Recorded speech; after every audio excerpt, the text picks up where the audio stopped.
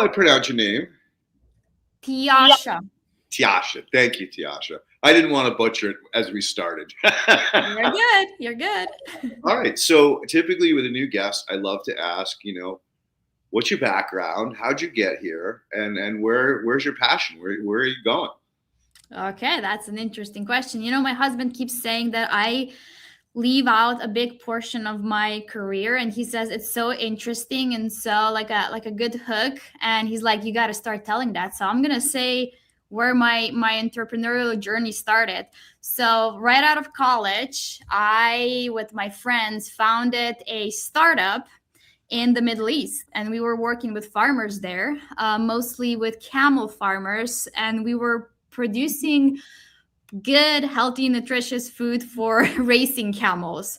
So that was my start of my business journey. So we were growing there. We were selling in most of the Gulf countries, from Saudi Arabia to UAE to Oman and so on. And then, the 2020 COVID situation happened where, small businesses, it was really hard to survive, and it was a big hit for us, and we kind of decided to put that aside. And then I became a business developer for a company that was working with organic waste management projects, and we were using beneficials microbes to do that, and we were using the bokashi method.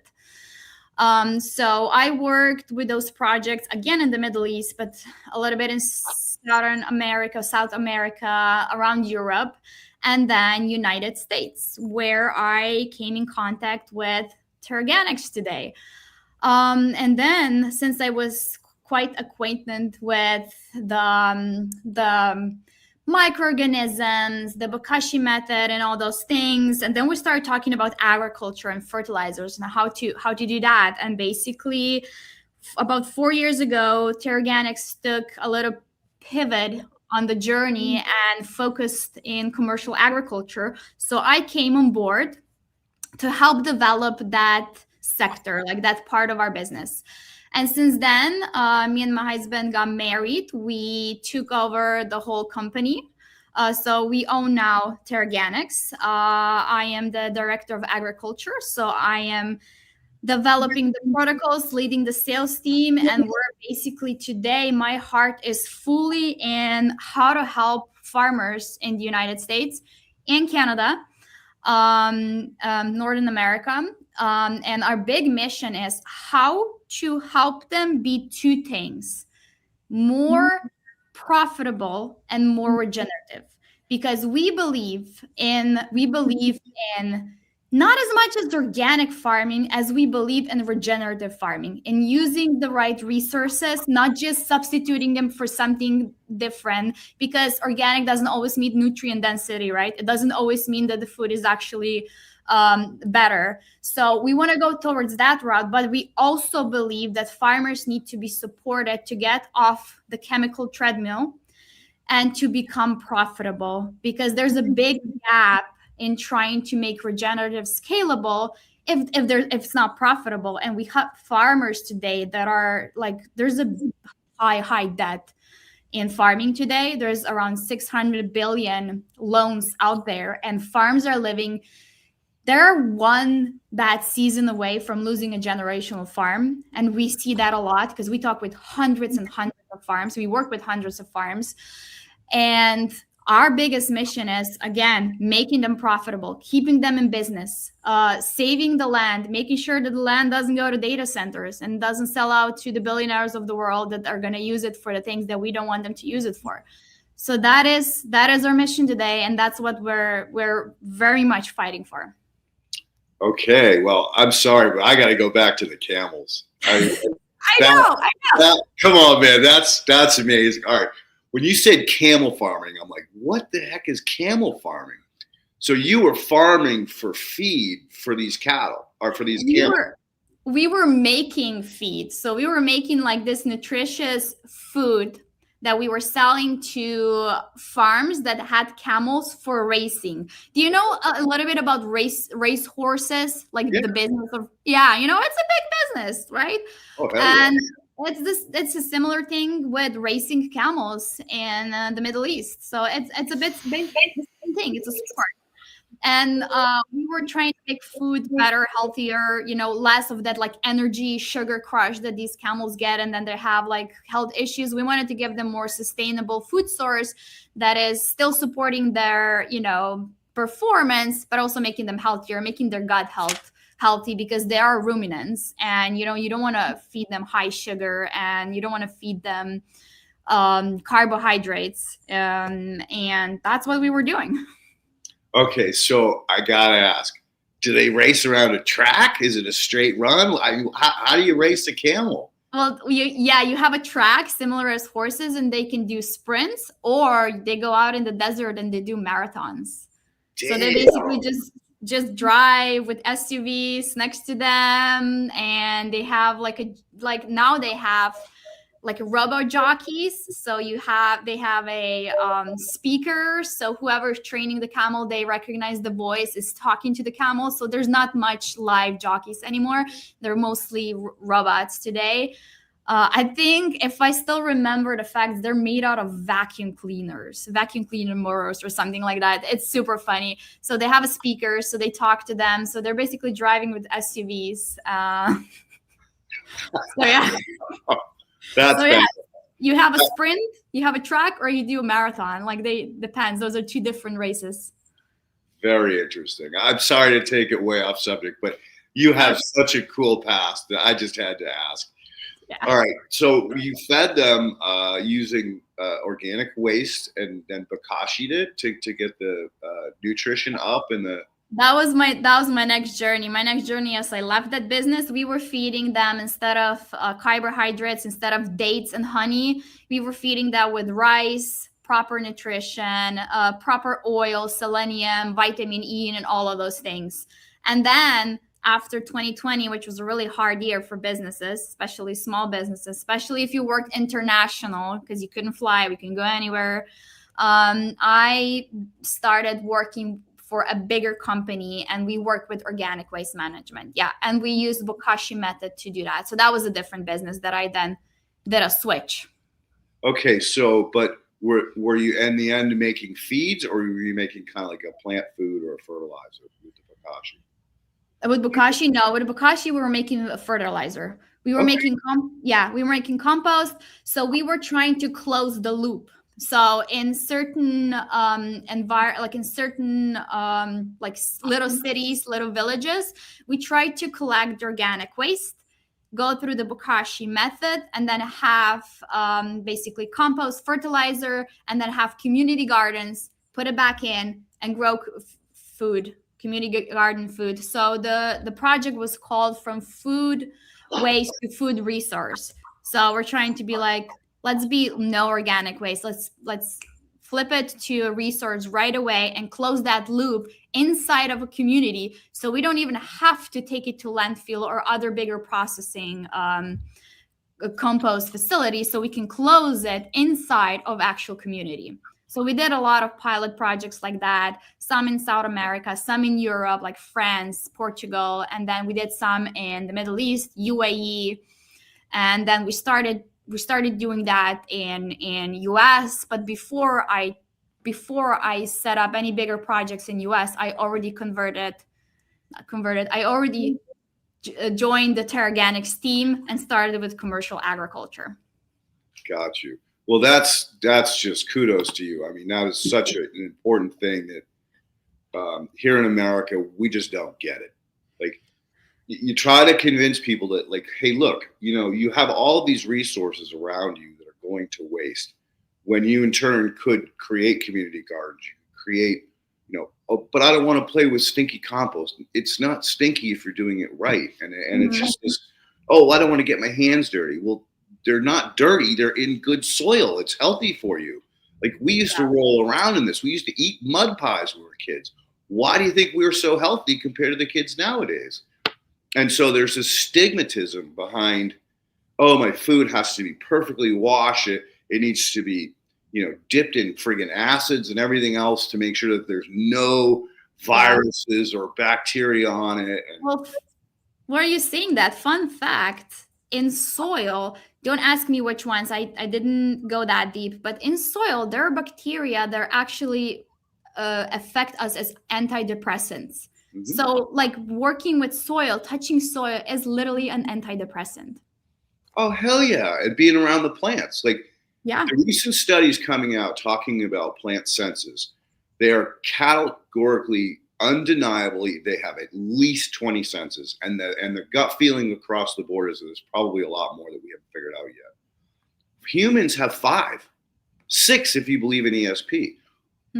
Who's smarter, right? Who is more advanced? Hey, we wipe ourselves off. They're going to be like, "You look at all the food we get." Yeah. They'll be composting us. I'm sorry. I love laughing about the fact, like, Oh no, those are good ones. yeah, who's really growing who here, peeps? Yeah. Yeah. Who's harvesting who? Right? I mean, anyway, so all right. So how did people in other countries take to your enthusiasm and your, trying to teach them how to remove things from a waste stream and move them into something that's very productive? Well, there are different aspects of it and like different layers why it works better in some countries than others. For example, Europe has a full biologic waste recycling. Like it's just like nothing there goes out of the, like it's always recycled and used separately. One of it is just like legislation is a few decades and a few decades more advanced than here. So like at this point it's been done for so long that like culturally you just don't know that there's other option. There isn't no landfill option, right? So like this generation growing up today will not see biological waste go to landfills. It just doesn't happen. It's so ingrained. And then next thing is convenience and system, right? Like Europe at this point has developed a system that this is not inconvenient anymore. I think it's still pretty.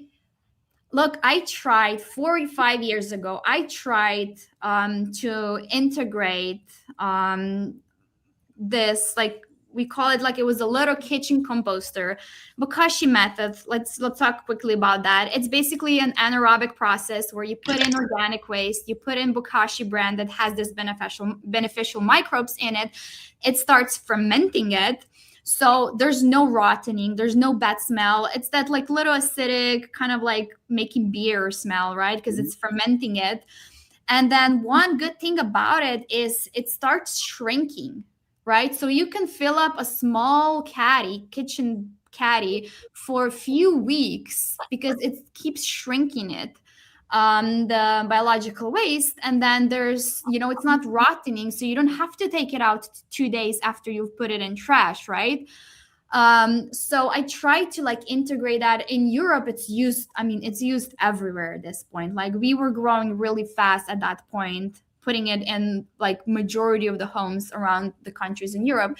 Here it was pretty hard to sell that unless somebody was really into composting and having their own garden.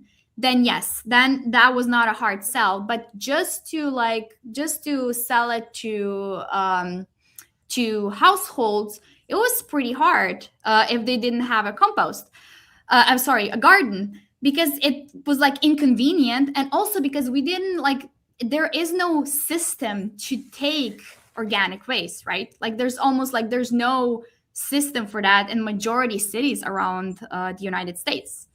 So they were like, okay, what do I do with this now? If I'm a condo and I don't have a garden, then why, then if I put it into a landfill outside trash, then what did I do with it? And that just made sense. I was like, okay, if we cannot have a system behind it, then it's inconvenient for the end user.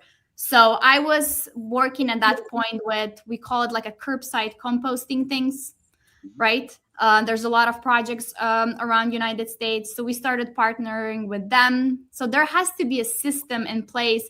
Not everything should be on the end user. I think I think there's a play between supply and demand, right? We have to start demanding better things and then the system will change and so on. But some things have to be top down because end users cannot change everything, especially if like, okay, you're composting and now what? If I don't have a garden, then what I'm doing with this? And then I put it in the same bin and it then goes to landfill. And it's just extra work for no outcome at that point, right? So that was the thing. It was really hard to integrate that here because there is no system for it. Like there's no system for it. So that was a hard sell in United States compared to other. When I first moved to California, I crash landed here 2 days before COVID, before the world got shut down.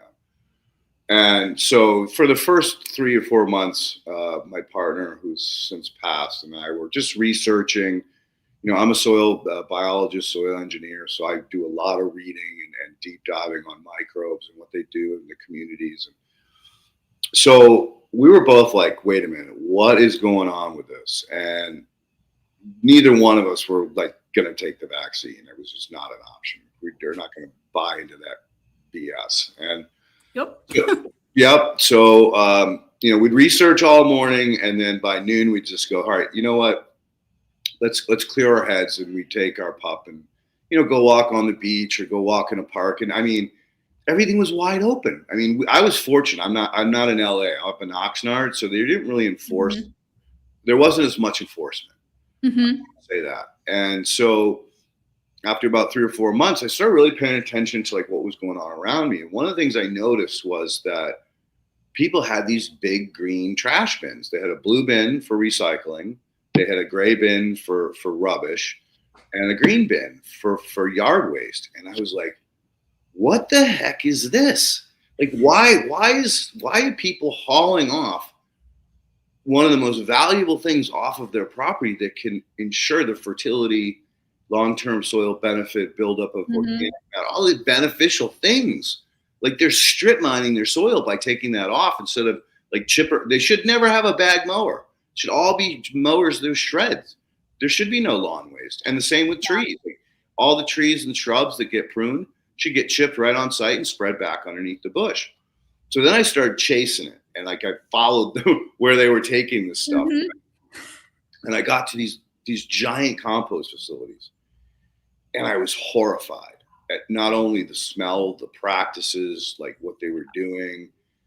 And, I started like poking around a little bit more. And eventually a friend of mine who I met very early on when I got out here, because of another person that I knew, was like, oh, well, why don't we have a compost cup, like a first annual Ventura County compost cup? And I'm like, Eric, that's an awesome idea. Like, none of us are doing shit anyway. So we put together the first annual Ventura County Compost Cup, and we brought in, I think we had 10 judges. 5 of them were from compost companies, these big commercial compost companies. And we talked, before the actual process, we would talk to these people to say, hey, this is what we're doing, this is what we're thinking, what do you think? And we talk a little bit about their composting methodologies and what's really happening with all this stuff. And quickly learned that they're underwater. Like, there's so much green waste coming in that they're literally dumping it. They have to get rid of it. They can't. They can only store so much on the site before, they get fined or find out business, literally. And so they wouldn't really like come out and say it. That we're just dumping it in any farms we can get. Just we'll pay the trucking to get it to them, just to get it out of here.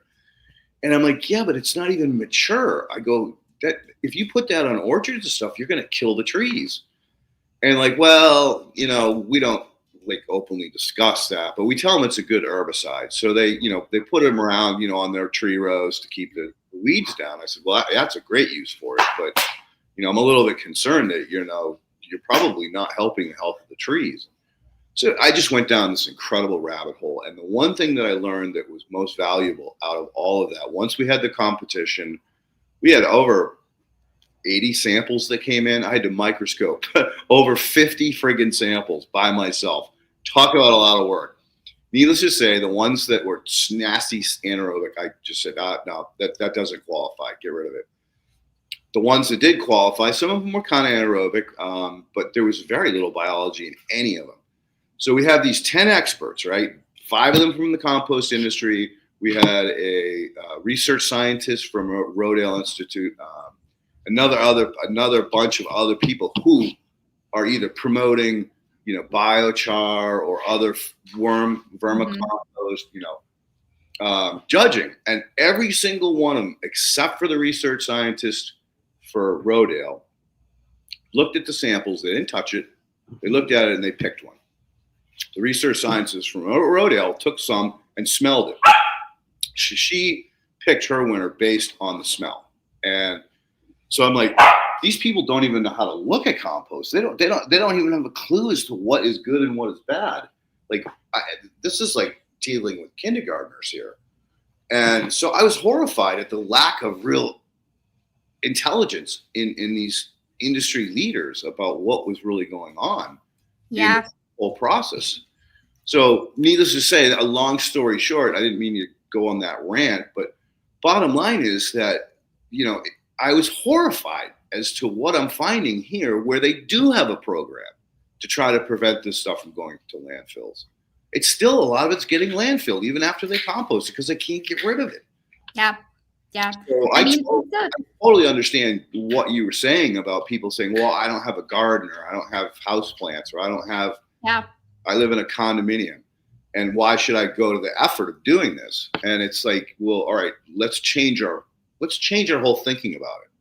Like, you could take that and sprinkle it on your lawns, outside your condo front door, in your bushes, in the shrubs. Everybody's condominium has usually some kind of green area. But that's the whole thing with, like, people here in the United States. They're so hyper fixed on things that probably shouldn't be, whether it's the damn phones and the social media, or, getting tied up in the drama of, nonsense that's going on all around us. Yeah. It's kind of been one of my goals, is to try to get people to open their eyes to the fact that, but also the legislations are, knowing then, now I'm not so deep into those legislations. I'm more deep into like agriculture, right? And looking at how these decisions are made and who makes these decisions of like, okay, how do we insure a crop? And then they're like, okay, you need to do this and this and this and this. And then you look at what things that farms need to do to get insurance. And then you're like, oh my gosh, like, these practices are not just outdated, they're harmful. But if they don't do it, even if they know better, they're not going to get insurance, and they're going to and they can risk, a whole year. And I'm looking at like how these legislations are how these decisions are made, and like who makes them. It kind of explains why the things are the way they are. A lot of these people that sit there have no idea how things work in practice. And they're just following a checkbox, and then you have to comply with that checkbox, even though the practice you're doing is awful. So how are you getting around farm insurance? Because that's always a huge issue. As soon as you say I'm using biologicals, you can't qualify. Even if you say I'm going to just cut my my NPK back and use some biologicals, you still can't qualify for insurance. How are you getting around that? We're doing input reduction with using biologicals, and we're doing it we're doing, for example, like a full NPK spectrum reduction, 30% first year, and they can get around with that. Okay, they can get around with certain number. We do first year 50% reduction on N, and we can kind of like, our program is efficiency 1 to 10, 10 units of what we do to 1 unit of soil applied nitrogen. And we kind of can get around with those. There are some awful insurance things that they need to comply with. For example, like putting seed down with fungicide. How does that make sense? Like, if you want your seed to germinate and you want your roots to develop, you need fungi. And then now you're putting down it with fungicide. It's almost like it's insanity. I mean, to some point, some of these things are insane.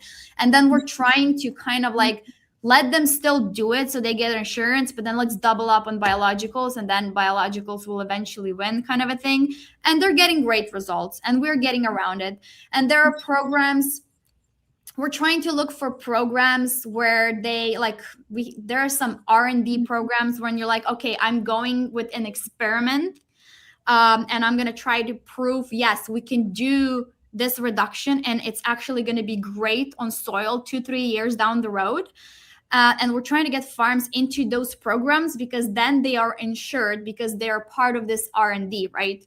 And that's how they can deploy our protocols. They save money with deploying it because on average, our farms are saving the ground crops farm, not the tree farms and orchards in California. That's a different budget. But let's say ground crops are saving around $50 an acre on nitrogen, which is big margin, you know, like their margins are shrinking. They're really not making a lot of money. Their input costs are getting higher and higher, and commodity costs are not going up as much as input costs are going. So getting $50 back on nitrogen reduction, plus you go into this R&D program, which kind of ensures you that you can experiment. And then if you do prove that you've like helped your soil, blah, blah, blah, then they also get some tax credits back and stuff like that. So sometimes we can double their profit margin with pairing with those programs. Our goal is we don't want them depending on government programs. Like we are fully libertarians here. We don't like control. We don't like that. But if there are some programs that we can help them first year go on this journey, and that will kind of help them double their profit and get them out of loans in the first couple of years, then we will use it as a tool. So that's one thing that we're doing. But otherwise, this year we're partnering with, in the next 2 weeks, we're going to actually be more vocal about it. We have some partners that can help get Midwest farms back some tax credits. So on average, $30 to $60 per acre. So that's a lot of money for 1,000, 2,000 or 5,000 acre farm on top of our protocols. And our protocols actually qualify for that. So we can double them money back. So that's one thing we're doing. But otherwise, we've been doing this for 4 years and we've not had insurance problems because we are in that scope. Another thing is we've actually had farms that did lose their crop because of hail or stuff like that, you know, things, weather conditions that you cannot expect. And they were actually happy because they got some like insurance payout, but also they spent so much less on inputs on the failed crop. Because of what we, you know, because of our protocols, that they were like, okay, this actually worked out well for us because we didn't put so much money into a crop that failed, basically. So we've been in that scope. So it's pretty safe. But yes, it's hard. It's hard to get somebody to, you know, to be really work on their soil health because you need to cut chemicals out. And we don't do it first year, everything. Like we go slowly. So there, you know, so the soil adjusts and so on. But it's really hard for them to cut chemicals out because they're in this feedback loop, you know?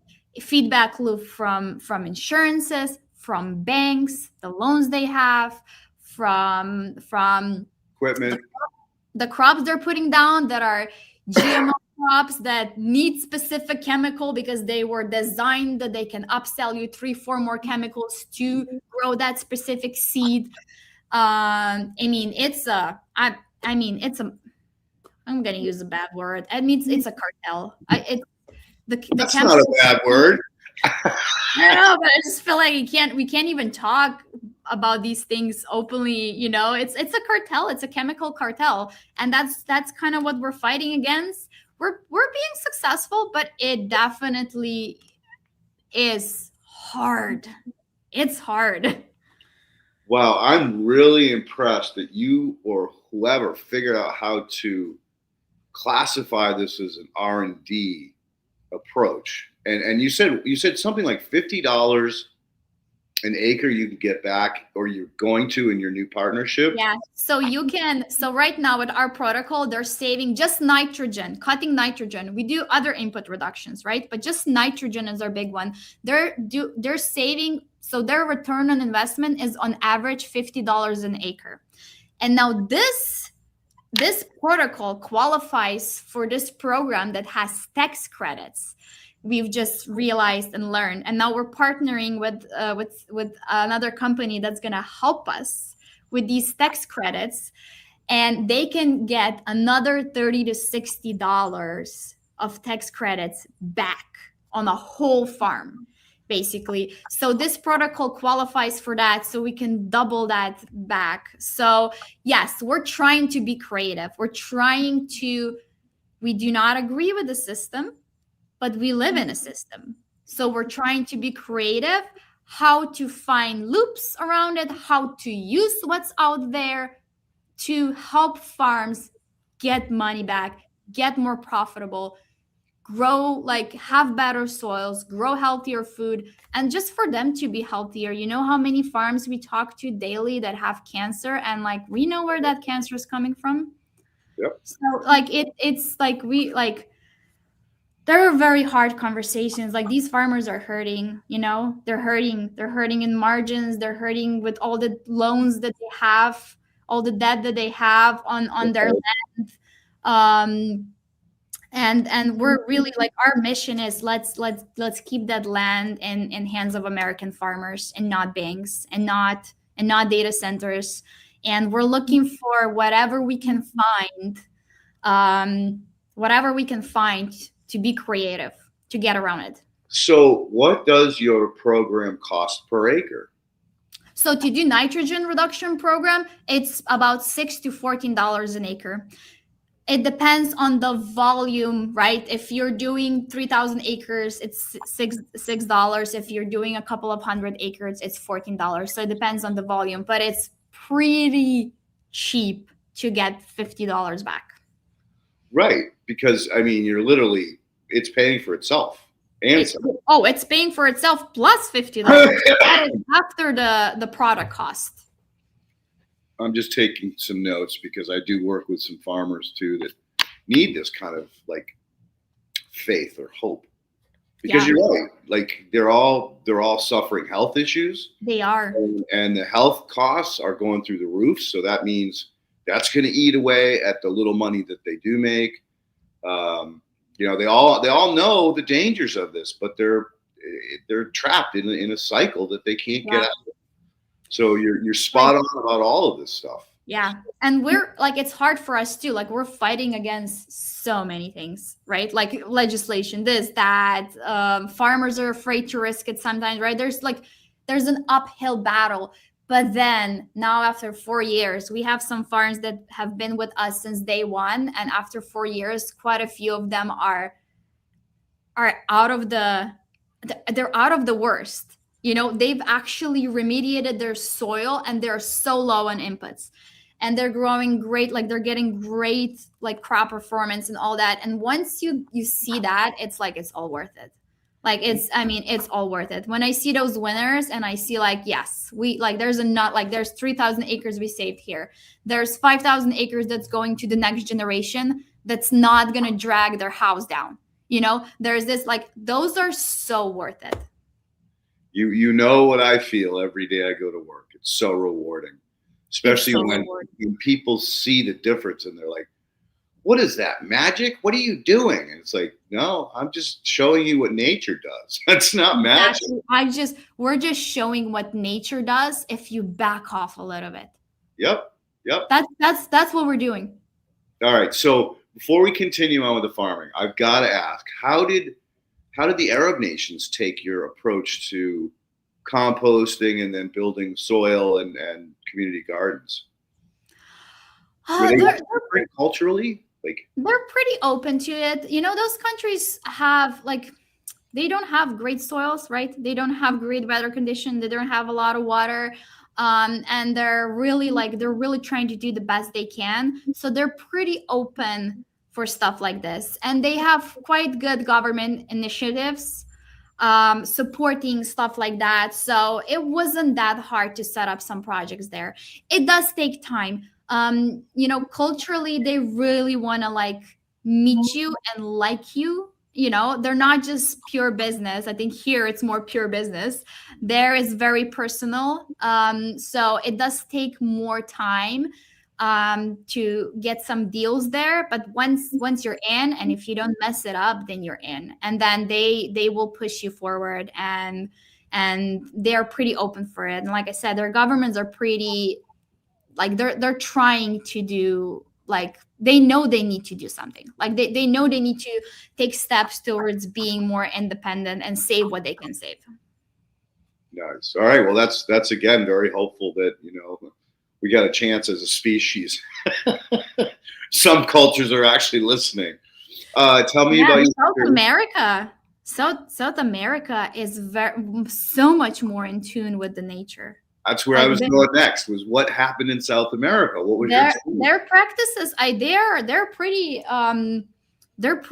and like innovative when it comes to stuff like that. They're like, biological farming is a big deal there. They are using chemicals, but they're trying their best to stretch that chemical and use as little as possible and make it as effective as possible. So they're pretty good when it comes to farming. More in touch, I think, even more than Europe. Interesting. Now, countries, were you in Brazil? No, I was mostly in. We used to work with some Brazilian partners, but when I was working in organic waste management, I was mostly in like Ecuador, Peru. Where else was I? I did a lot of projects in Mexico. Those were countries. Chile. Those were the countries. Nice. Okay. Well, that's again very encouraging, because like I know Brazil is really gearing up to take over the corn and soybean market, literally. Yeah. And they're poised to do it because they can outcompete us night and day. They're super productive, and also their climate allows them to have 2 harvests. Mm-hmm. So they can outcompete Northern America in a lot of things because it allows them to have 2 harvests. And that is also a thing that allows them to innovate faster because they can get 2 results, 2 data trials in 1 year. Yep. Interesting. All right, cool. Well, that's great. All right, let's get back to solving America's problems. All right, so after 4 years, are you seeing like soil texture change? Like, is it getting more tilthy? And all right, elaborate, please. We're seeing organic matter increase in organic matter. We are seeing a lot of results in water retention or drought resistance. So one thing is because of organic matter increase, organic matter, that acts like a sponge. So it holds more water. So that's one thing. Another thing is these microbes are also working mechanically. So they are changing the soil aggregation. So they're making these little tunnels that become like a reservoirs for water. So that's one thing. And then I have this couple of specific farms in mind that have been, now they're going in 4th year of putting down microbes in furrow at planting. And they're getting such great results in root development and they're no-till, right? So they're not tilling. Yeah. So that's an important part is no-till because now they're seeing that over these 3 years that they've been doing that, their soil aggregation started changing. These roots are becoming longer and longer because the pathways have already been created in the previous years. So because of that, naturally, every year, their roots, even on crops like corn that are every year, like their annuals, they still see longer roots because of that. And also that affects water retention and affects drought resistance. So big thing that farms are reporting is they really have more resistant crops, especially if there's like no rain.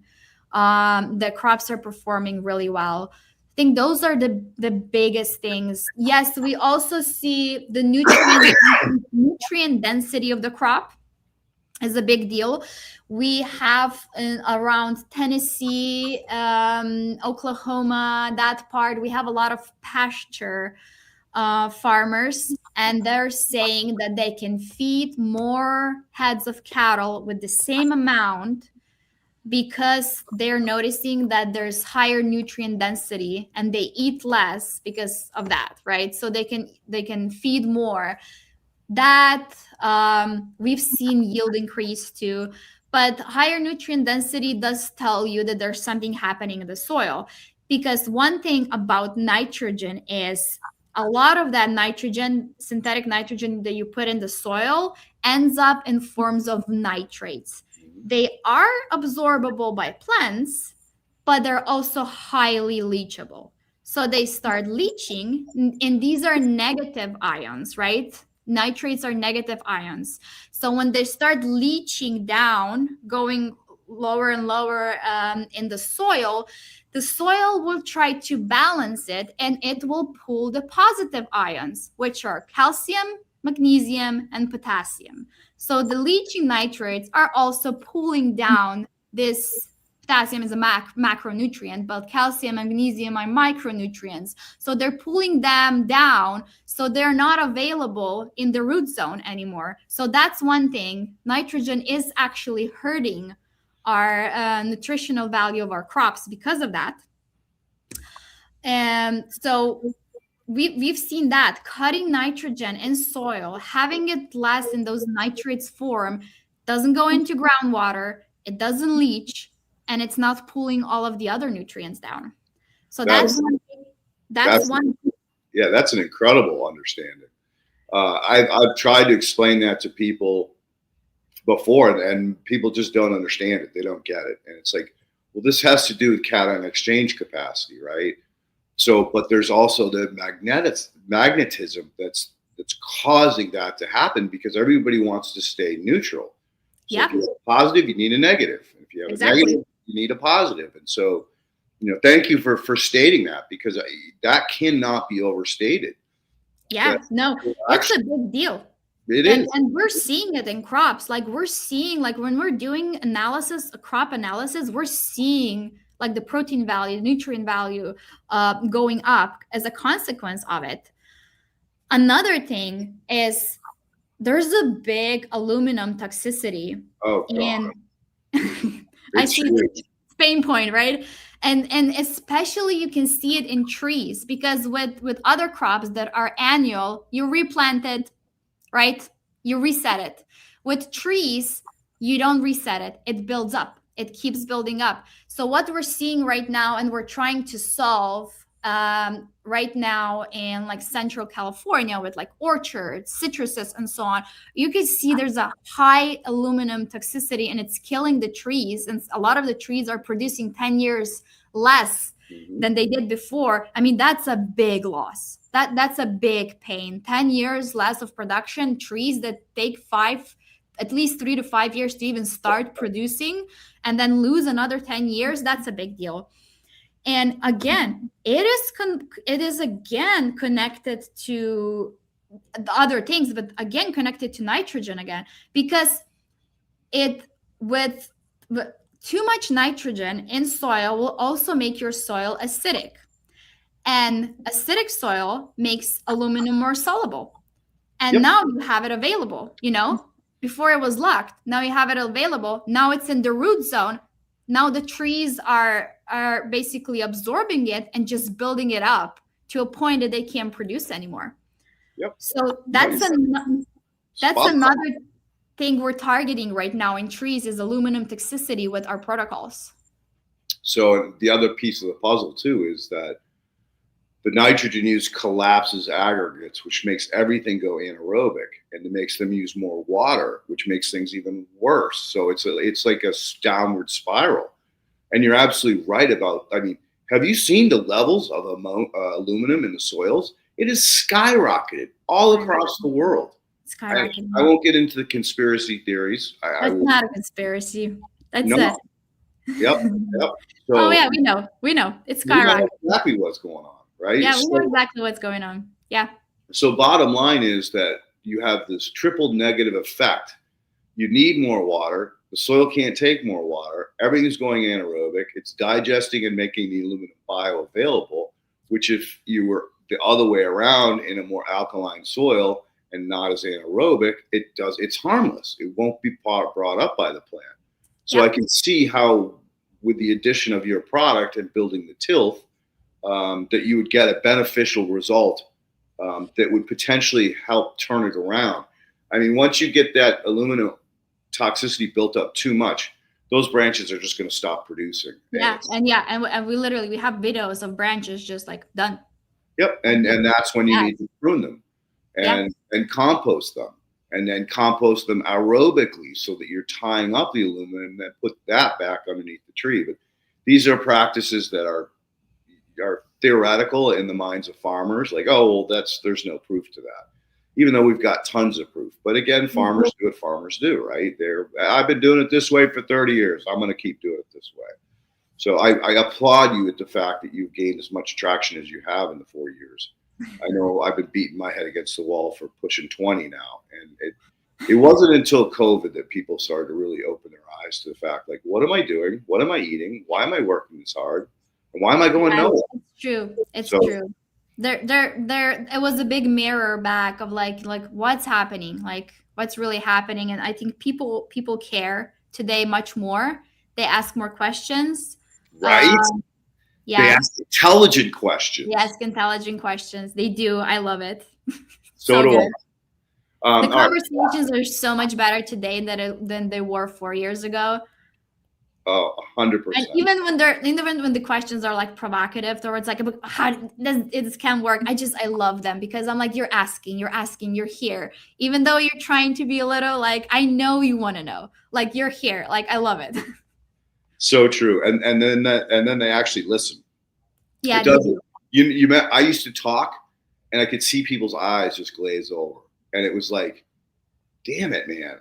I'm not talking over your head. I'm talking common sense. And why are you glazing over? Why are you just not even listening to what I'm trying to explain to you?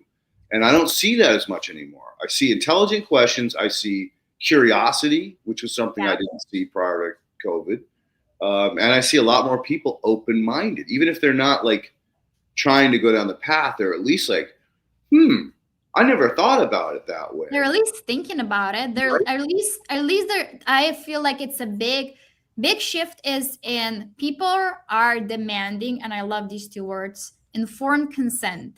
It's my big thing is like they are demanding information and then they want to consent to an outcome. And I think that's a really important shift that is happening as like the whole society is doing that. And it is global because I still have a lot of like friends and family and like partners in Europe and Middle East. I still have a lot of friends there and like talking to everyone. It is global. Like this questioning is global, and it's so much more fun right now. Like it's so much more fun. Like it is fun because before you had to like look for that 1% of people that you could have real conversations with. Now it's so much easier to have conversation with like average people that are actually really thinking about almost everything, and it's great.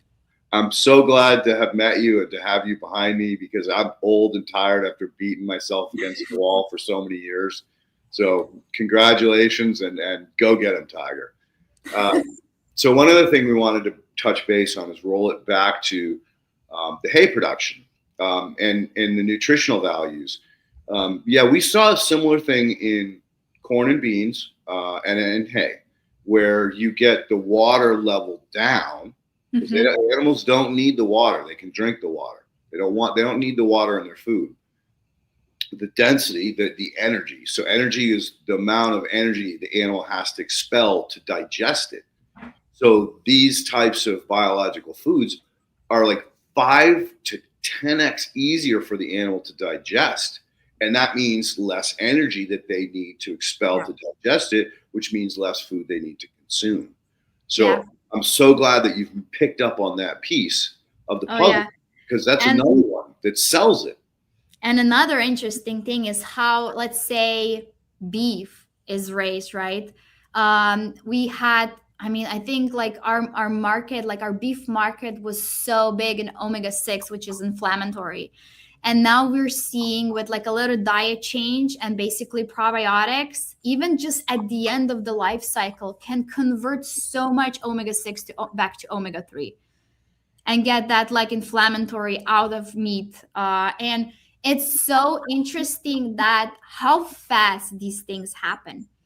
Even like soil, you can significantly change decades of degradation of soil in 3 years. Mm-hmm. Like you can see significant results in 3 years. Like I said before with beef, you can feed it a few weeks before, I don't even know what to call it, harvest time. I don't know what the word for that is. Go to market time. Yeah, go to market time a few weeks before, and you can already see the switch in omega-6 back to omega-3. Like how fast these changes are through microbial activity. Like they're so fast. It's incredible. Well, I'm glad that you brought up the omegas, because those are something that are antagonistic in us, but also we're not getting the 3s that we need. Yeah. And unfortunately, we've degraded our oceans to a point that it's kind of scary and horrifying that, we don't even have a lot of the feeds or fish stocks that are of breeding age, because we've depleted them with these factory farms in the oceans. So if we wanted to get more omega-3s into our diet, it's too expensive. I mean, the price of food is skyrocketing. Anyway, enough bitching. Let's talk about corn and beans in a no-till system. How the heck are they doing it? Are they cover cropping?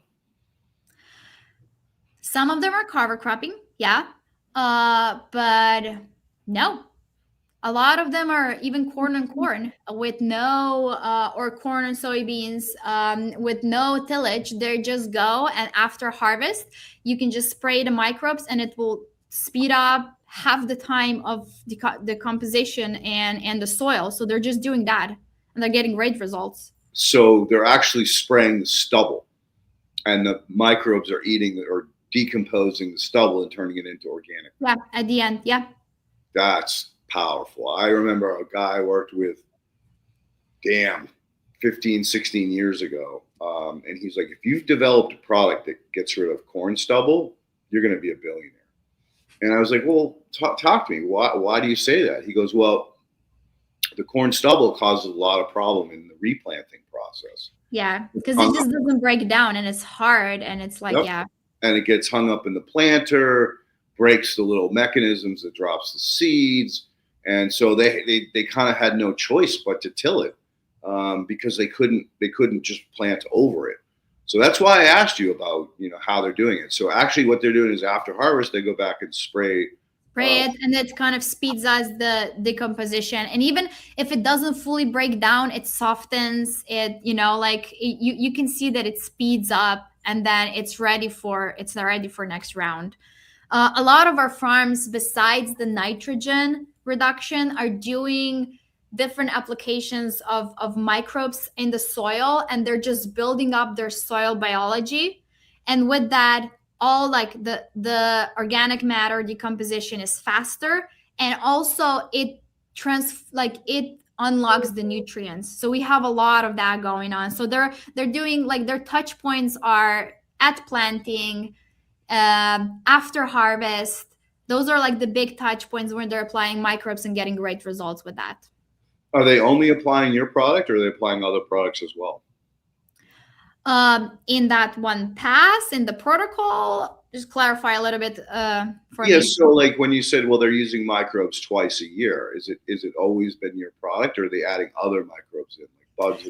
They're adding our microbes, and then sometimes they're adding mycorrhizae. We also suggest them. So one thing that we are today is we want to give them the best advice possible, even if that is not us. So we do suggest them add mycorrhizae because we don't sell it. We have partners that sell it and so on. So we do suggest other microbes too. But mostly the fermentation, they're doing it with our microbes. It's called TCM. So basically, it's a consortium of microbes, different groups of microbes working together, from yeast to lactobacillus. It works great if you can add mycorrhizae. We don't have that, but we do have partners that have it. We help source it. We definitely recommend that. It's a great thing to do at planting because you do want to have fungi in that soil too. So who are you recommending in the mycorrhizae department? We work with, our partner is SGC, so they are in California. Are they liquid or powder? They're both. Then I think it's, I forgot the name. I can send you some links. I forgot the name. The reason I ask this is this was back a number of years ago. I work with an expert who spent his whole life. He was a prodigy of mushrooms, and he set his focus on mycorrhizae and studied under Chappie, who was the gentleman that brought the world's attention to mycorrhizae because no one ever knew that it existed. Yeah. Couldn't see it. Needless to say, when I got involved with him, I was like, look, I bought this product. It cost $50 for this little bag. And I go, I'm really not seeing a big difference of it. Can you test it for me and just tell me if the spores are viable or anything? And he's like, oh, absolutely. I am a quality control engineer. I'm one of two in the United States that anytime a company wants to bring in a product from outside our borders, they have to go through one of us. It does, yeah. Say this is valid or this is bullshit. And I'm like, awesome. So I sent him a bag. I actually sent him 3 bags, 3 different batches. Mm-hmm. And I want you to do your test on this. And he only charged me like $50. So it wasn't a big deal breaker, considering I paid $50 for the bags. And he came back and he's like, no, these are not viable. The spores are all shrunk, or there's no spores at all. And he goes, look, unfortunately, I can't talk about this. I can't tell you this. I can't give you a report on this because there's all kinds of conflicts of interest. And I'm like, what do you mean? He goes, the mycorrhizae world is very incestual. Like everybody knows everybody. Like there's all kinds of backdoor dealings and white labeling and without full disclosure on what's happening. And he goes, that company that you sent me the spores for was a dear friend of mine and actually is the what do you call him? Godfather of my son. And I'm like, oh, damn, I'm sorry, Efren. He goes, no, it's okay. Look, I had conversations with him for years about quality control and that he should do quality control after every batch to verify that he actually is making progress. He goes, well, unfortunately, he sold out. He sold out of the business, and the product that he made was pretty good. I'm not going to say it was the best in the world, but it was reliable. And he goes, that company was bought out by a Chinese company. And when I approached them about quality control, they said, no, we do it in-house. And he goes, your batches were batches that was produced by them and not my good friend. So I'm like, okay, well, that makes me feel better. Yeah. But unfortunately, that company today is the largest manufacturer in the U.S. of mycorrhizae. Yeah, we don't. Yeah. No, we work with small guys. We know. Yeah, I can send you a couple of recommendations. Great companies, small companies. We just in general don't like to work with anyone that with big ag. We feel like there's so many great companies that are trying to do well and they're not getting rich because they're doing good. It's kind of like those go together. So that's one thing. And yeah, and we are big advocates of liquid microbes, not dried, because they're in liquid, they're alive. They're for sure alive.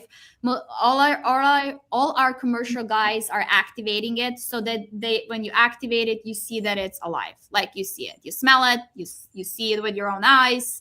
you check the pH. So basically, there's a lot of indicators that those microbes are very much alive. Yeah, and that's the other thing too, is that he explained to me that there's 3 propagules that the industry standard uses to measure. One is called spore, one is called hyphae, and one is called infection sites. He goes, we have proven beyond a shadow of a doubt the infection site is a viable propagule. It will propagate in the soil. And he goes, spores, if they're not shriveled, we know, validated years and years and years of data proving that the spores are viable. He goes, but the hyphae, there is no documentation anywhere that says that the hyphae are actually viable in the soil as a propagule. And he goes, that's how they get away with selling you that, oh, I have X amount of propagules per bag. And so if you're not careful, you're getting a product that's got hyphae, but very little spore or very little infection sites. So that's another whole game. And I highly recommend that, you reach out to this guy and test some of the products that you're recommending, just so you know. And another thing too is the one that I work with, Bioratis out of Spain. Every time I buy a batch, a box, I will send a couple different samples to Efren from a couple of different jars. Yeah. And the one thing that has been constant is they're usually 2 to 5 times more than they say they are. So I can use 3 to 5 times less in my application rates than they require. So I'm saving a ton of money on the fact that I don't need to use as much per gallon of water for outstanding colonization rates, like 30-40% pretty much guaranteed after one application, which is insane. I just did 3 or 4 applications and maybe get to 20. Yeah. Anyway, we can talk about that after the fact. I don't want to get anybody in trouble or upsetting your sponsors. So, all right. So we talked about the other applications of microbes. Talked about the fact that you're figuring out how to deal with root stubble, which is great, and how you don't have to cover crop, which is another problem because depending on where you are, they kind of play games with the seeds. Now, I don't know if you knew this, but like my farmer friend in Illinois, when we started, I started pushing him on cover cropping and the importance of maintaining roots and microbes in the soil throughout the winter, even though the ground freezes. And he's like, all right, I'm willing to listen. So I hooked him up with a research scientist out of Rodale, who was a specialist in cover cropping. We dialed in on crimson clover. And he was like, oh, that's great. All right, let me find the prices. So crimson clover was like $150 to $200 per acre. And the winter rye was like 25, right? So he's like, I can't justify spending, $150, $200 an acre when I can get this for 25 an acre. And I'm like, all right, well, what did she say? And he goes, yeah, she said that the winter rye is fine for my zone. I'm like, all right, do it. So he did it. But then come spring, what happened was the winter rye was high enough that it was going to cause problems with the seeding. Yeah. But it was low enough, it was immature enough that when he tried to crimp and roll it, it just stood right back up again. Yeah. So he was desperate.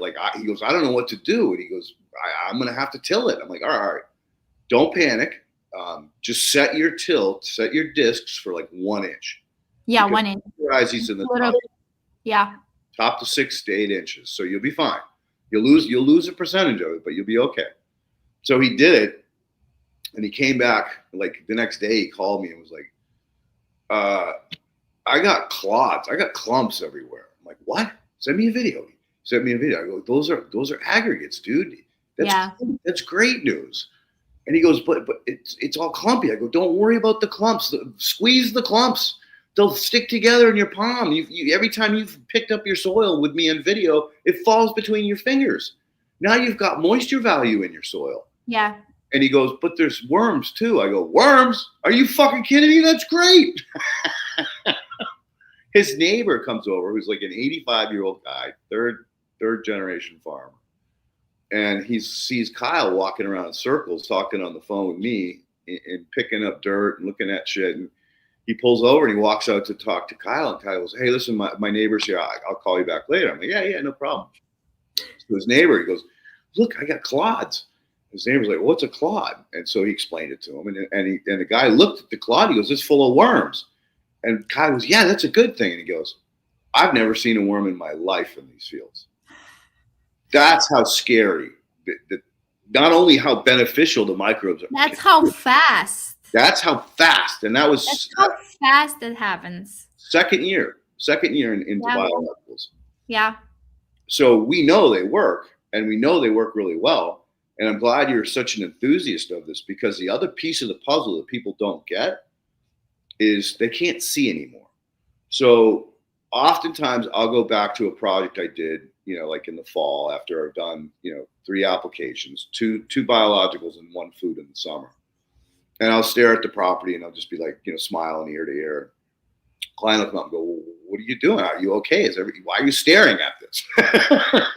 And I'm like, "Well, I love to see what happens when I do my job." And they're like, "Well, what are you seeing that I don't see?" I go, "Well, focus. Look closely at your hayfield, or look closely at your landscape. What do you see?" And you're like, "Oh my God, it's moving." I go, "Yeah, that's all the bugs." And I go, "Look at the birds." I'm like, "Holy shit, I've never seen so many birds in my life." And I go, "Yeah, you see, that's great. Well, look down in between. There's little toads and little worms and salamanders." Yeah. You brought the whole ecology back to this area that had nothing before. Yeah. And then they see it and they're like, "Oh my God, this is amazing. This is a miracle. What did you do?" I'm like, worked with nature. Yeah, exactly. So try to convince, some of the first years or second year to make mental note of observations of what they're actually seeing. They are. Yeah. They are. Oh yeah. I mean, that's one thing about trial data, right? There are some things I cannot put in the book of trial data because they see it, they feel it, they feel that the crop is different, they feel that the soil is different. Of course, they've been working it for 20 years, they see the difference, they see the life. And some things are just you can't put it in the trial data, and it's so hard to show people it's so hard to sometimes to show people what we actually do, or the real extent of these results. So we try to go out there and we try to take field videos or their testimonials, and then we get random videos of "Oh, look at this, I just this field was dead, it was dead because they were putting down lagoon water," right? We work a lot of dairies too, and they have tons of lagoon water, and then they just drop it on some fields just to get rid of it. And then of course it's just high in salt, salinity, and everything, and it's just killing the field. So we've been treating that lagoon water on one California farm for 2 years now. This is their second year, and they're like, "This field is productive for the first time." And you can see it, and some things just can't totally be measured. Like you said, you gotta stand there and watch it. And they know their fields, and they see it and they feel it. And we get so many text messages of "I know it's different." And it's so hard to show all of that to everyone else outside if you don't really test it and see it on your field. It's really hard. It's you got to touch the nail hole in Jesus's palm to believe, right? That's kind of what we're up against. Yeah. The brainwashing and the greenwashing. And that's why we try to go on so many field trips and post-harvest visits and so on, so that we talk with them, so they can tell us their observations on camera, and we record stuff and so on. And so much comes out, really so much comes out, and we try to post all of that, but it's really hard to consolidate all that into what we're really seeing out there. Yep. Agreed. So how are you holding it all together? How are you managing all the business as well as the marketing, as well as the customer relationships? Are you working 20 hours a day or something crazy? We are now a team of 10 people. So we're not big. We have 4 people that are kind of like, account managers. They're helping sales plus account manager. They're the ones when farms come in and they're interested, they walk them through, show them the pricing for them, what the return on investment would be. When farms decide what they want to do, write protocols for them, and then they basically hold their hands through the whole process. We don't just deliver the product, deliver the protocol, walk away. We help with timeline, make sure that we track when are they planting, that we track their applications so that we can remind them when they need to start mixing, when they need to apply it, and so on. So we're kind of like their project managers, if I say so. So we got 4 people that do that. Then we have 2 that help with marketing.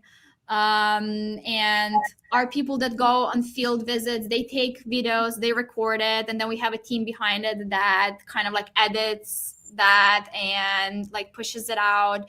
We have 2 girls that are on logistics. There's a lot of logistics. Like in the last 4-6, this is our big peak season, right? Like this is the buying egg season. So we had, an insane amount of orders that go out. So we have 2 girls that are in logistics, making sure they're getting the best shipping quotes. Because we do fight for our people. We negotiate shipping quotes or stuff that we don't have control over, but we're trying to get those prices down as much as possible. We're trying to make sure that, if somebody is close to planting time, we've eaten so much shipping costs just to make sure that everyone gets their product on time so they can use it at the right time. We make sure that it doesn't freeze in transportation. We're tracking weather. So yeah, it's a team of 10 people working really big, but everyone breeds this. We really love what we're doing. Like our whole team just loves what we're doing. We're also trying to track as much as possible the news, what's happening, trying to kind of estimate what's gonna happen. We were one of the first ones that started sending out newsletter before nitrogen prices went up. Hey guys, this is what's happening. Nitrogen prices will probably go up. Before a lot of people even dare to say that, and we're like, yeah, we might bite ourselves in the tongue one day, but also better safe than sorry. And we're trying to keep our clients informed and so they can make informed decisions. So we're also big in tracking and trying to estimate where the market's going to go, what's going to happen, how it's going to affect them, tracking the programs that they're out there that we really, honestly, nobody wants to go through these grants and all those things. That's the horrible work. But if we can find something that helps our farmers as a tool, then we're trying to do that too. So that's a lot of work. I was going to say, yeah, it is. So how do you deal with the heat at this time of year? Like the deserts and California, it can get crazy really quick. Does heat affect the product? You just don't want it to freeze. So that's the only thing we're just microbes. Freezing would kill them. So that's the only thing we really have to be aware of. So a lot of our orders come in already into lock-in prices in November, December, and then we ship them out in March, April, just before planting, to avoid also so that it's as fresh as possible, so the shelf life is as long as possible, so they can post-harvest use it and so on, right? Because it depends what they're doing, but also to avoid freezing. But then we always track weather. We know how long it will take to get it to certain states. So then we're like, okay, there's 2 weeks of okay weather, ship it out now, kind of a thing, right? So we're tracking that. How many states are you in now?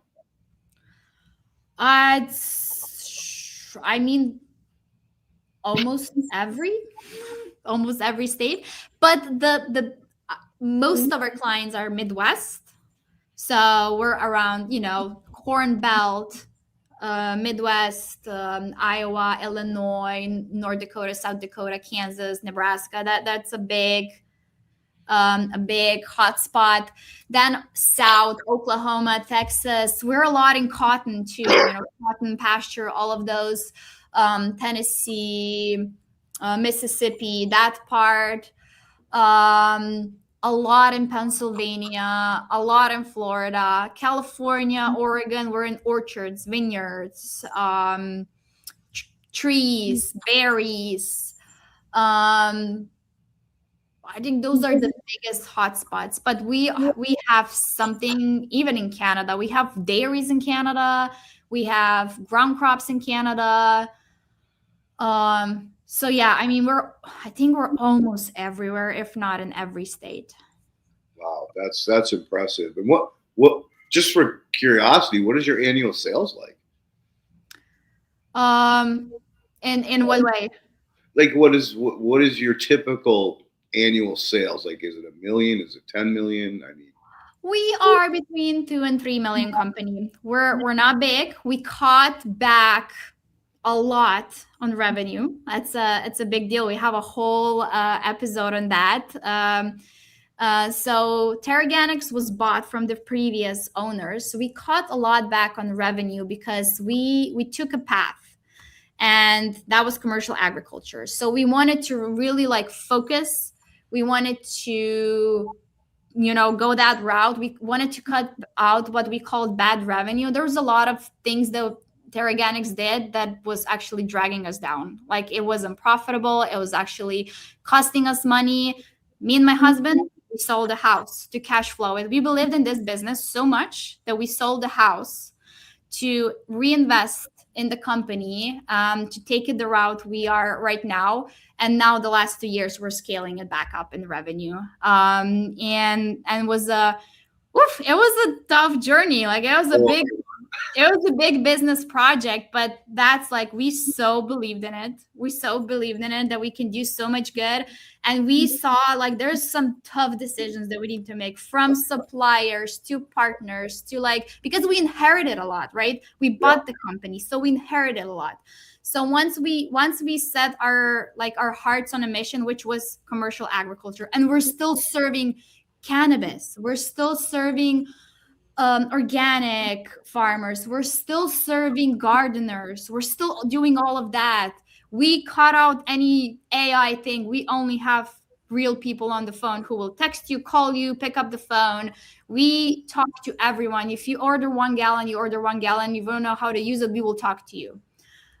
We have people on the phone that will talk to you. But our big path forward is helping commercial farmers. And it was rough. It was rough. I'm not going to lie. It's tough decisions, and we invested a lot of our personal money in it, and put everything on the line, because we said that even if we fail, we need to do it. I'm I can't sleep if I don't I can't sleep if I don't see this through. If we fail, we're smart, we're gritty, we're business oriented, we'll reinvent, we can do it, we'll reinvent. But looking back and not giving it our all, I don't know, just didn't feel right. And now 4 years later, we started with, when you're trying to get your first farm to do the protocol, and now working with hundreds of farms and hundreds of thousands of acres that we're remediating and getting off that chemical treadmill. It feels so good. Not gonna lie. It's so rewarding. Good for you. I can't give you enough kudos for taking that plunge. It's, people think, owning your own business, entrepreneurship, blah, blah, blah. Oh, it must be great. Must be nice. It's no, you work 7 days a week. You're stressed the hell out. You have ups and downs. You can't control them. It's not fun. I mean, I can take a day off if I want to, but chances are, if I want to, I probably can't. Yeah. Something will happen. A client will call. Something will break. But it's nice to know that you can. But again, it's. I love this saying. I won't work 48 hours a week for somebody else, so I can work 150 for myself. That is fact. And it's nice to feel your energy and your spirit. And I'm so honored to have you on the show because of, your ability to take the risk and stick to it, because so many people will think, oh, well, this is going to be easy. And then they quit after, a year or two of being in the trenches, because that's what it is. It's living in the trenches. It is. And because I owned a business before, I know it's a 3 to 5 year cycle. Like I know, again, it's like soil, right? It takes 3 years to regenerate soil. And it's the same in business. Like you got to push through 3 years and then make decisions, I feel like, because it does take time to see real results. And there's a lot of pain involved before you get there. Yes.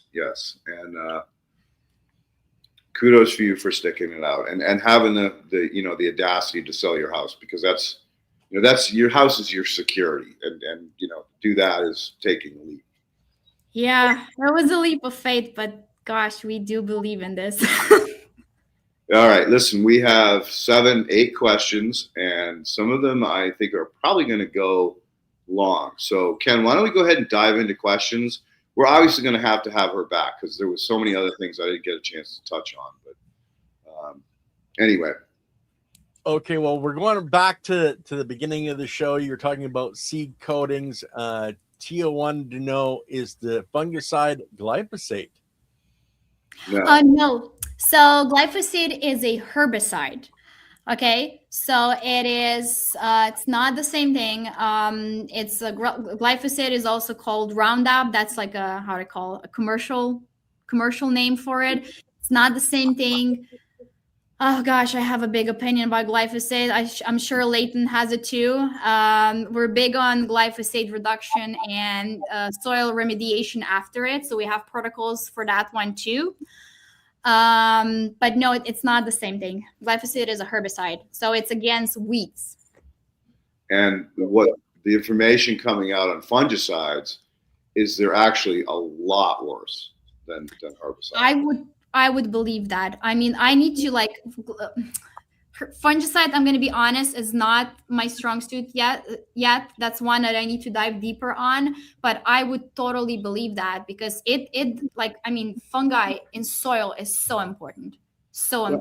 And it affects the bugs, which affects the birds, the bees. So the fungicides are, I'd like to say, conservatively 3 to 5 times worse than herbicides, because they travel up the food chain in a way that herbicides don't. So yeah, they're really nasty shit. Yeah, but all of these sites are mass murderers. So in an ecosystem. So it all has a big effect on the ecosystem. And again, the ecosystem is managed by nature.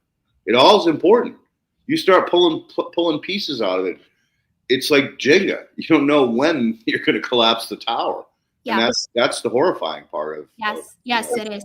Yeah, it's a compounding effect. Okay, our next question is: do they make EM1 still?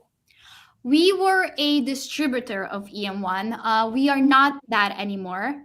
We are working with our own product now, which is called TCM. It's a consortium microbes of 3 groups: Lactobacillus, phosphoric, non-purple bacteria, and Lactobacillus. So that's one of the products. And we are mostly focused, like I said before, on protocols. So we are doing input reduction, and right now you're going to see a lot new from us in the next months. 2026 is a big deal for us. We have reinvented ourselves towards, we are outcome oriented, and we're gonna put out a lot of things, a lot of technology, some ours, some in partnerships, to get those outcomes. And our outcomes are: let's remediate the soil, let's get the crops healthy, let's get the food healthy, and let's make farms profitable. So there's so much. I mean, 2026 is insane for us, guys. We're so excited to show all of the partnerships that are coming out. It's all coming in the next few weeks, so we're so excited. We just want to finish this ag season in the next few weeks before we do that. So yes, that's a big question. We're getting that question everywhere. it was a big business decision, because we're going towards outcomes. So we're gonna bring in a lot of different technologies and a lot of different products to achieve our outcomes.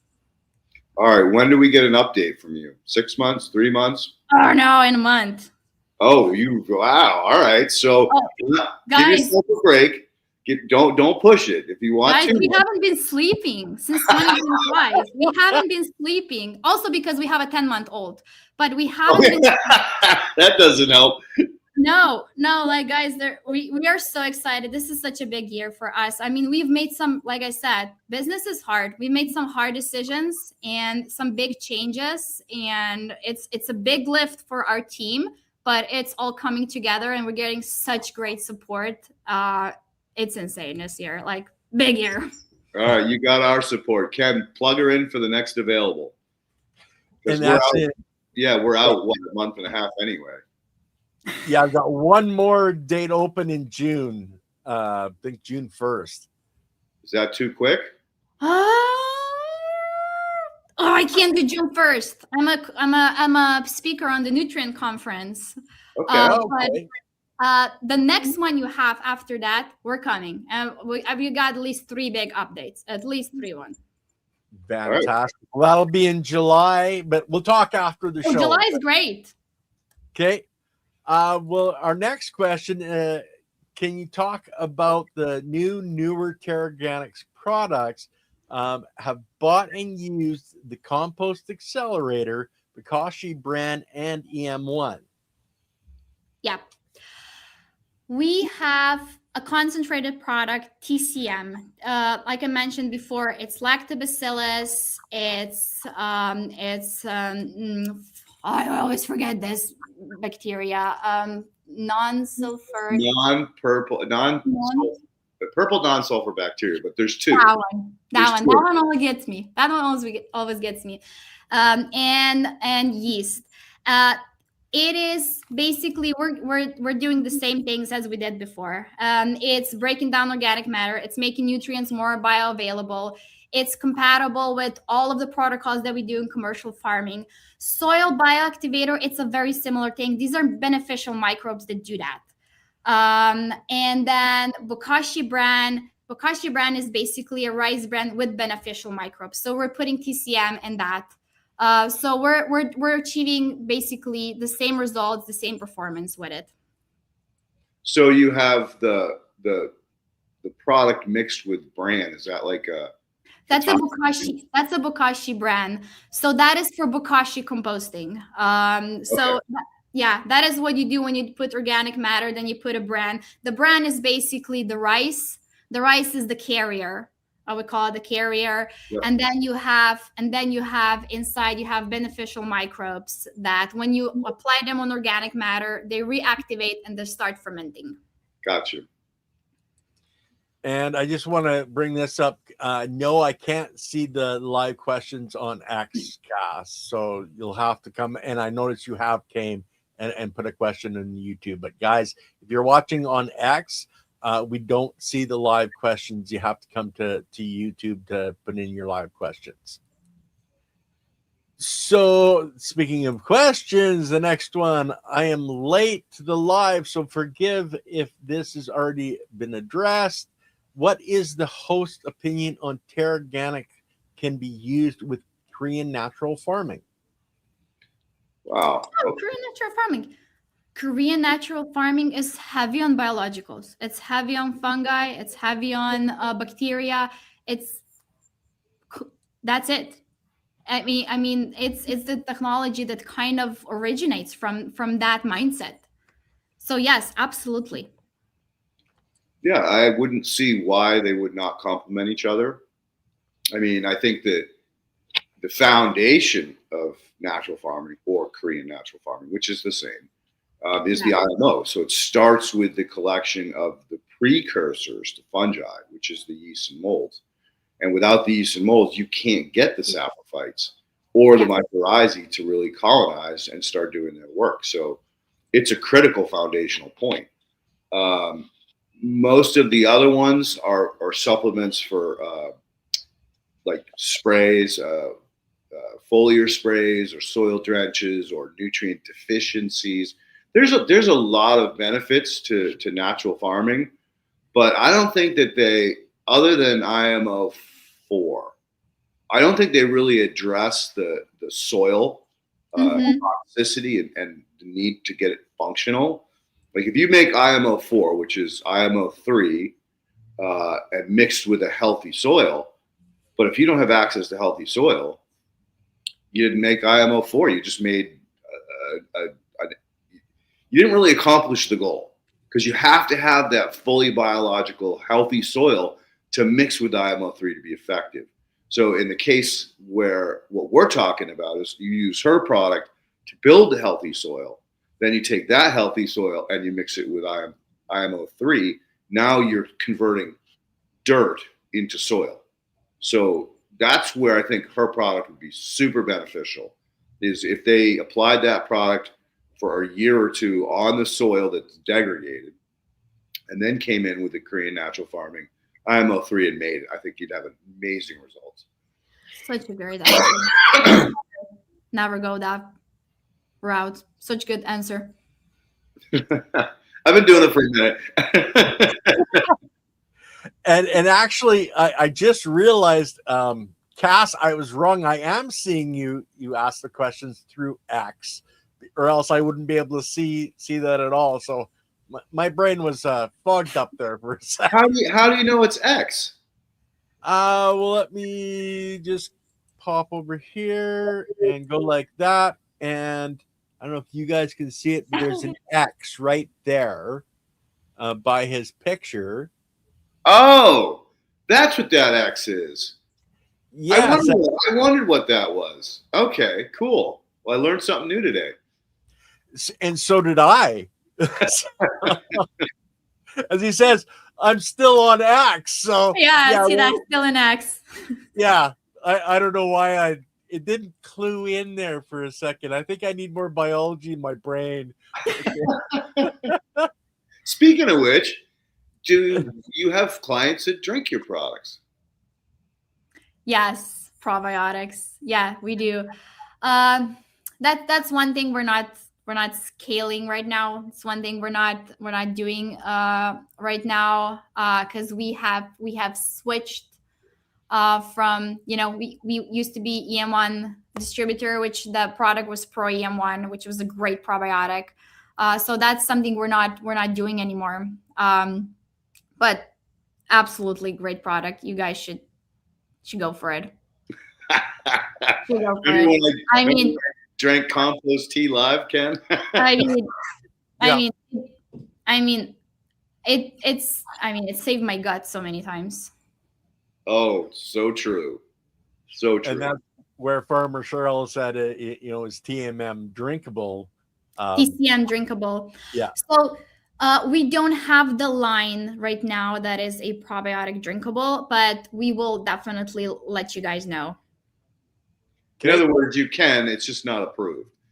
That's also true. It's the same microbes. It's the same thing. It's just one is produced in the with more hygiene. How we call it? It's food. FDA approved, food grade. Yeah. That there's no formulation difference. Yep. Well, I know I eat worm castings, so to help with my gut bacteria. So, but most people would never do that. Yeah. Okay, so yes, please provide recommendations on mycorrhizae suppliers in the U.S. Let me send. Okay, we can. Let me send you guys links. I really need to check the two companies that we recommend. Why don't you post up your socials? Someone else asked for that. Your Instagram handle or any other social media platform. Yeah, our Instagram is TeraGanix. Our Facebook is TeraGanix. Our YouTube channel is TeraGanix. If you type that in, you should find it. And we are we are posting on social media. You'll see what we're doing as a team, the background, the field trips, the farm tours. We just came back from Hawaii, so we had a whole Hawaii farm tour and how it's done there. You got into Hawaii? We are helping one farm there, and this is one of our projects, is how to help flip their business model. And those are the things we also do. We have with financials, we have with how to have a regenerative business model. You're pulling information out of me. Those are the big, big, big news. All right, I'm shutting up. I won't ask which island, but I think I Those probably are will. things we're working on. Like we're on a mission region. That's what we're on, and it is, we're helping with financials, we're helping with business models and all of that. So we just showcase that what's happening in Hawaii. We have one project, field trips in California. We'll be in California next week. Field trips in Midwest, how the product is used, our protocols. We have live presentations twice a week on how to do nitrogen reduction. We give free content tips how to reduce nitrogen with or without us. There are things that you can do to reduce nitrogen. You don't need us for all of those. We teach that. We teach our protocols. There's so much going on our socials, and we're really fast at getting, as soon as we can get information out, you'll get information on our social media for sure. Where And our in YouTube. California? Sorry? Where in California? Central Valley, around Fresno. Okay. All right. Well, when you're ready to break into the SoCal market, let me know. Oh yeah, where are you based? Oxnard.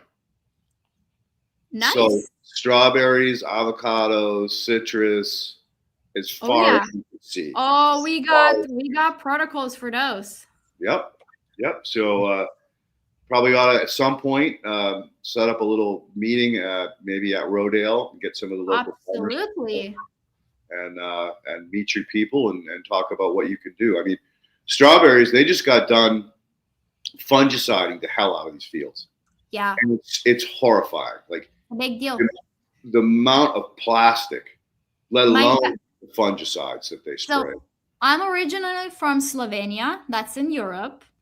And my family was a strawberry farm. So, that was the majority of our revenue back home. So no strawberry farming. It's a tough one. Short season, once a year. You gotta. We actually get two. We get 2 seasons out here. Yeah, California. Yeah, that's they true. grow, but they have different cultivars. We back home had 5 weeks. Wow. 5 weeks. That's all you get. Damn. That's a tough crop back home.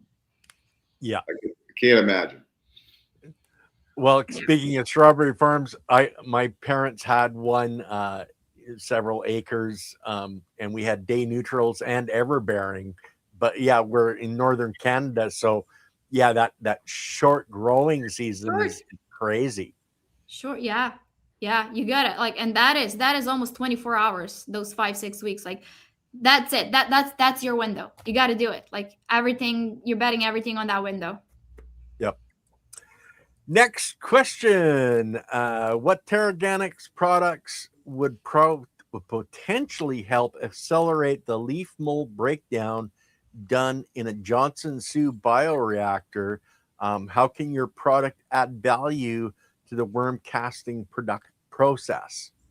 Leaf mold breaking down in Johnson. So a Johnson-Su reactor is a cylinder. Yeah. It's about 4 feet high. You use a pipe on the inside so that the air can get down inside of it. Generally, it was used wood chips, and cow manure was the original. Now they've modified it a number of different ways to use leaf mold and all kinds of different ingredients. So it's basically a composting system that takes about a year, but you get a fungally dominant product at the end of it. So go ahead. This is a theoretical answer. I would have to consult with a couple of other people that I have in mind. I think it could, because the sole purpose of these consortium microbes is it really well breaks down organic matter. And one of the big things that we're doing is we can accelerate in farmers that are using, let's say, manure, right? Like that's one organic matter that you put down that it's not, it doesn't really create nutrients that are free for plants to absorb it in 3 years. So we are achieving that in 1 year already. So just based on that knowledge, I think there's a case there, but I would have to get a little bit of help on this one, to be No, honest. I'm gonna help you. Absolutely, will it speed up the process? Because you are another precursor to fungi.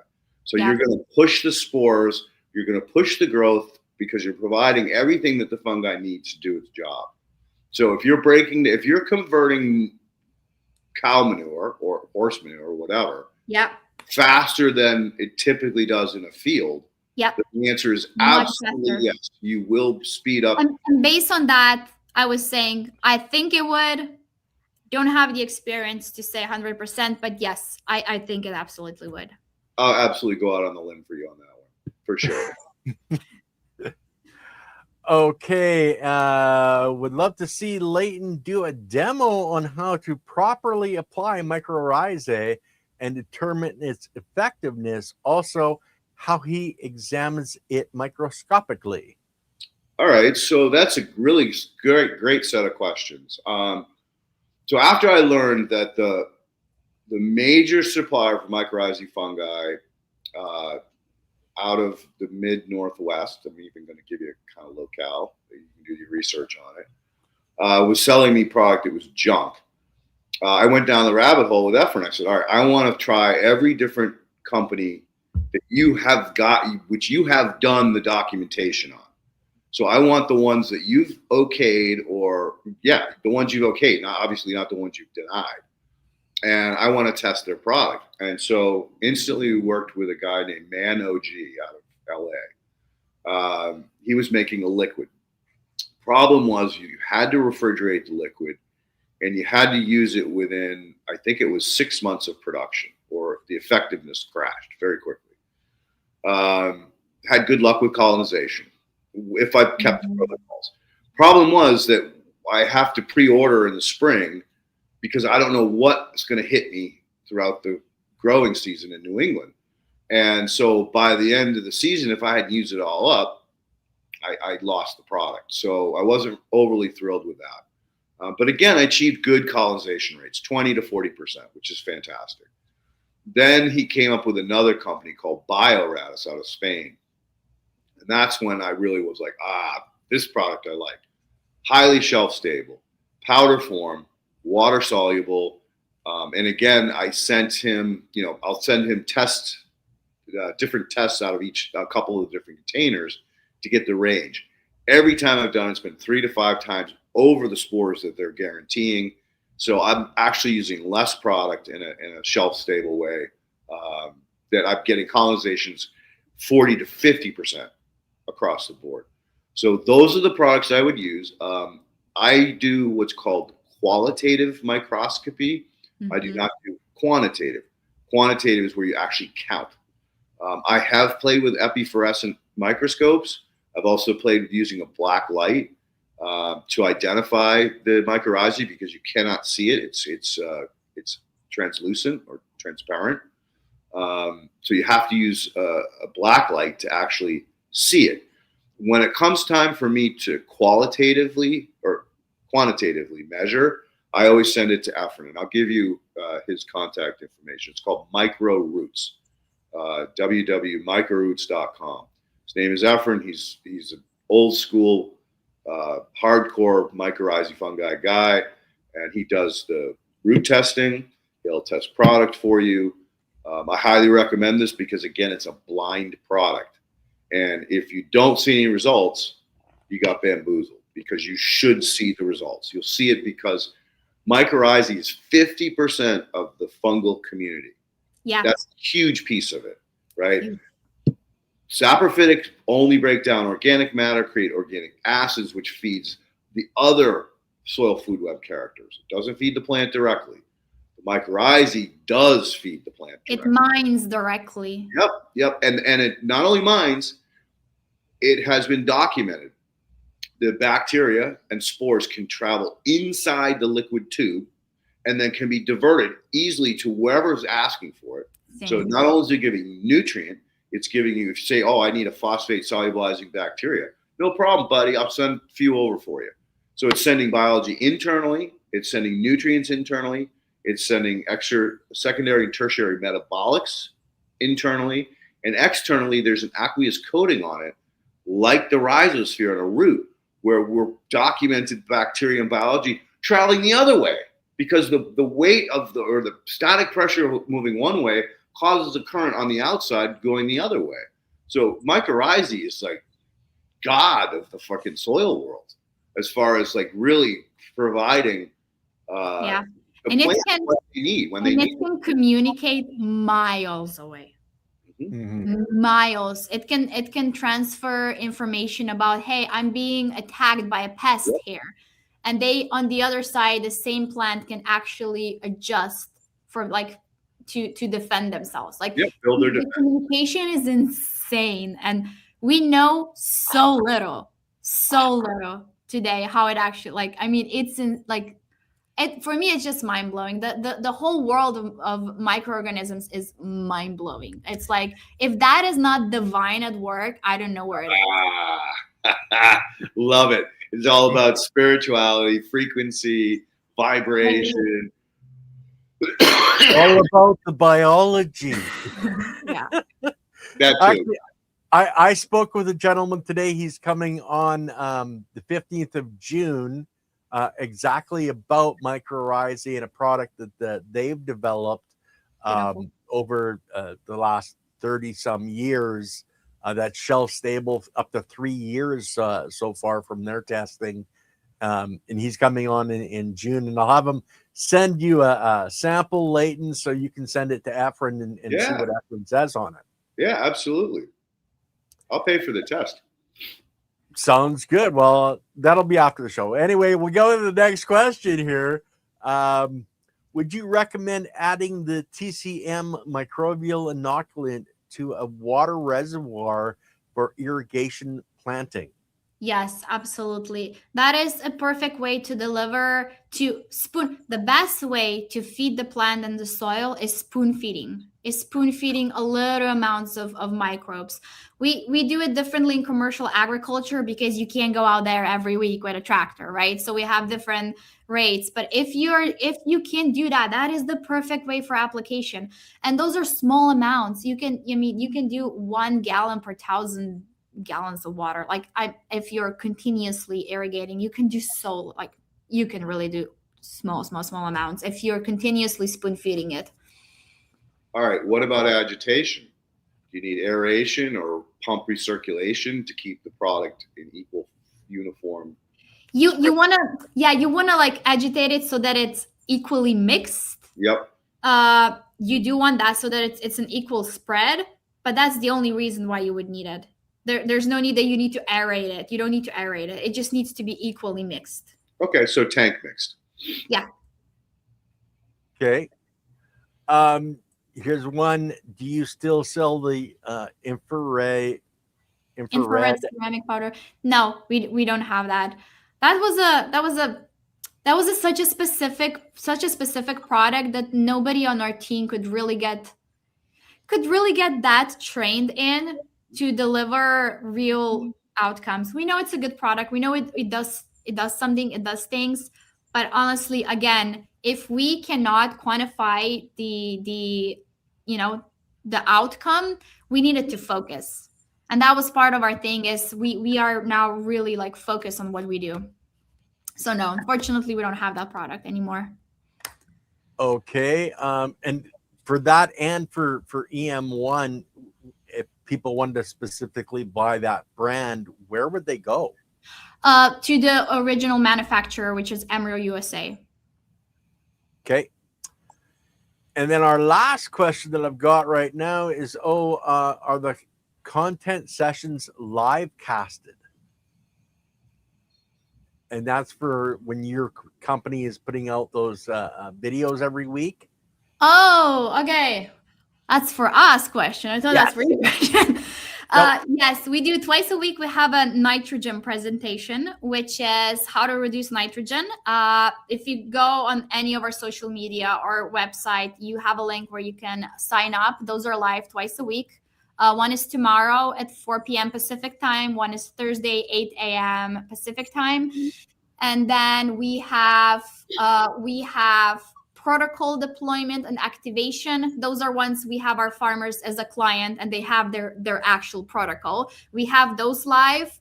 And with the new things that are coming out, there are going to be more live workshops and webinars that we're going to post. Yes. So people can participate, like they can ask you questions like this platform? Yes. So we usually, it's about 20 minutes of presentation and then it's open for questions. They can either unmute themselves, ask directly, they can type in. Yes, we have live questions. Nice. And that is all broadcast on your YouTube and your Instagram, or? So those are you go on any of our channels, you will have a link where you register and then we send out a link. So we usually have like not more than 10, 15 people at a time so that everyone can ask questions so we can debate about their protocol. But again, they're twice a week. So it's very easy to come in. And if you can't get on one show, you get into the following week, right? You get into the following. That's why they are twice a week. So the nitrogen ones are twice a week. The activation ones are once a week. And the new things that are coming out in the next weeks, it's going to be the same thing. We're going to have live when it's fresh. Cool. Awesome. Well, Tara, it was just an absolute pleasure to meet you, and I wish you only great success. Congratulations on your new child, a boy or a girl? A boy. Oh boy, you got your hands full now. 2 boys. Oh yeah. Oh yeah. 2 little boys, not one. Nice. I really appreciate you giving us, 2 hours of your time to come on here and tell us your story. I love thinking about camel races. That's just too cool in my mind. Thank you so much. It was so fun. Yeah, and we definitely, we'll get you back on in July, so that you can bring us up to speed on all your new announcements and your progress. And definitely be a friend of the channel. Stay in touch. Anytime you have something that you want to share or whatever, feel free to reach out, and we'll make sure that we support you as well. Thank you so much. I'll also send you recommendations of who I think you should also invite. We've mined some amazing people in this industry. Fantastic. And we're open to it all. I mean, we do spiritual, we do physical, we do energy, we do, farmers, doesn't matter whether it's cannabis or corn. Yeah, it's all connected. Yeah, we're full spectrum and not afraid to talk about anything on this channel. So nice. And I'm sure Ken would appreciate it. I mean, he works his butt off behind the scenes to make sure that we do have a guest every week. And there's times that we get into a challenge like a drought where we don't really have any guests, and I'll be out mining and he'll be out mining, and we're coming back with, oh shit, let's just pull one together, pull a rabbit out of our hats, and I'll send some recommendations your way. It's gonna be fun. Awesome. And Ken, thank you as always for all the hard work that you do behind the scenes to make this podcast happen every week. And to the audience, they don't understand that there's a lot of work behind it. So yeah, it is. And if anybody wants to buy the new products, if you go to the website or in the description, my affiliate link is there. And if you buy through that affiliate link, it actually helps to support the channel. So that's a fantastic thing too. It's always great to help, your company, our company, all companies that are helping to support the biology that keeps us alive. It's all about the community. Amen to that. Well, on that note, I guess we can get off a couple minutes early today. Unless you had any other follow-up questions, Tiara, or anything else you wanted to add to our conversation today? I'm good. Well, pronouncing her name right would help too. Didn't I say Tiara right? Tjaša. Tiara. I got my R in my ass. It's a hard name, No, I think I don't know. I feel like I talk a lot. I feel good.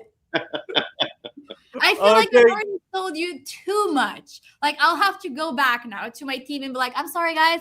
I already gave them a sneak peek of what's happening. Now we have to, no, we have to go live with it, you know? Okay, guys. Well, hopefully we'll see you on Wednesday with Andy and I. Let's see, who do I have next week? I don't even know what day we are. Here we are. Zachary Jones is next week. So you guys are going to want to check that out. And that's with Leighton on the Soil Matters, of course. And don't forget, we have the ladies on Thursday. Chiropractic is sexy. That's to help our human body get that energy flow and our muscles working properly again. So, guys, it's all about the biology, but it's about us and our energy flow.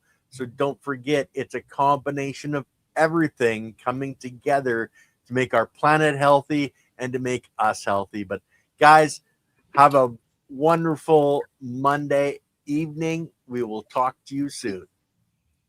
Peace out.